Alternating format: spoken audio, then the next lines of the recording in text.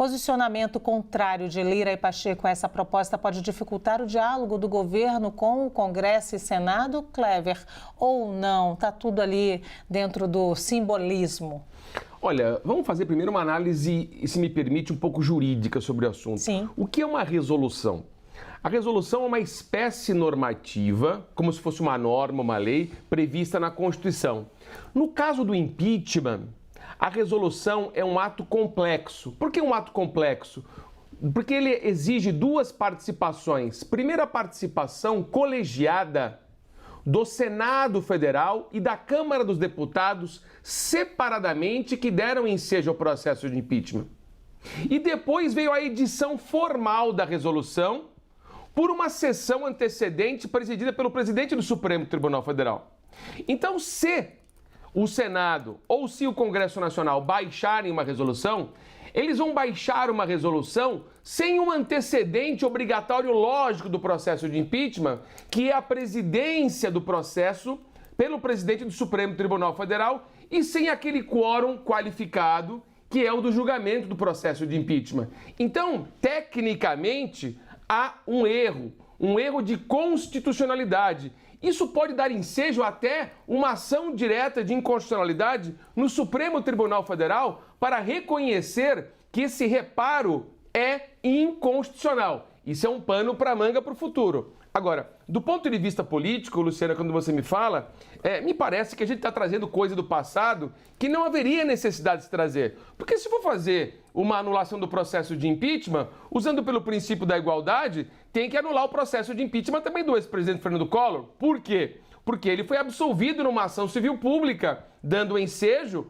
aos mesmos fatos que ocasionaram o impeachment dele. Diga-se de passagem que ele cumpriu 8 anos de impossibilidade de assumir função pública e a ex-presidente Dilma Rousseff não. Aí o antagonismo jurídico que a doutrina e a jurisprudência e nenhum autor conseguiu explicar isso até hoje, né? Foi um acerto político de combinação por aquela ocasião. Então, Flávio, Luciana, a minha ideia é a seguinte: para que trazer assuntos do passado que possam causar transtornos políticos? O presidente da República está fazendo um esforço danado para ter uma convergência política, dando espaço para um grupo a qual ele não pertence, para ter maioria no Congresso Nacional, e ele quer ainda mais colocar lenha nessa fogueira. Me parece que trazer esses assuntos para a atualidade é simplesmente mexer numa ferida que deve ser reparada de outro modo, não com a espécie resolução, a espécie legislativa, mas homenagear, como a presidente ex-Dilma Rousseff foi homenageada,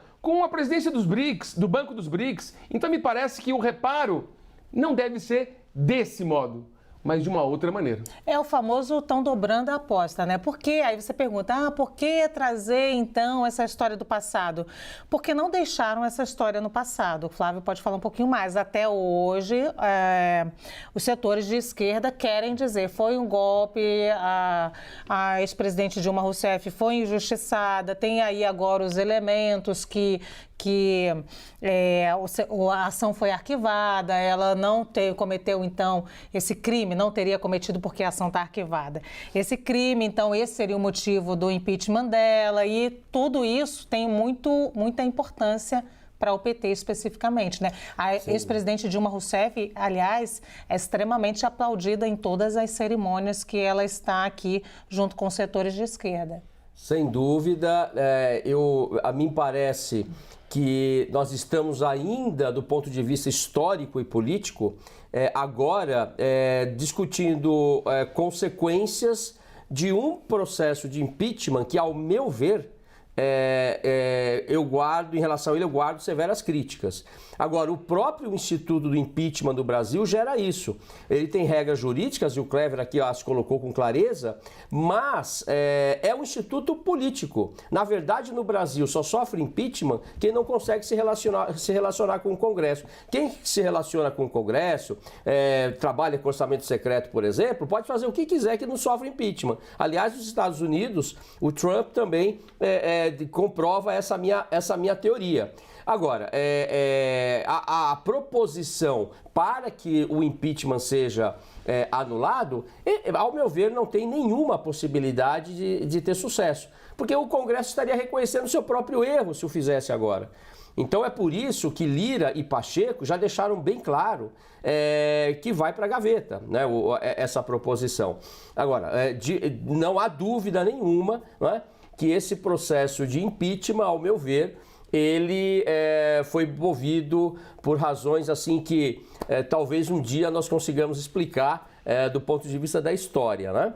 Mas a reparação está sendo feita, Dilma assumiu os BRICS, aliás, o Clever também colocou isso agora, bem lembrou, e onde ela vai, ela é aplaudida. Então, agora, não há nenhuma possibilidade. E para o pragmatismo de Lula, me parece que não vai colaborar, né? Porque se Lula precisa do apoio do Congresso, não é com esse tipo de medida que ele vai conseguir.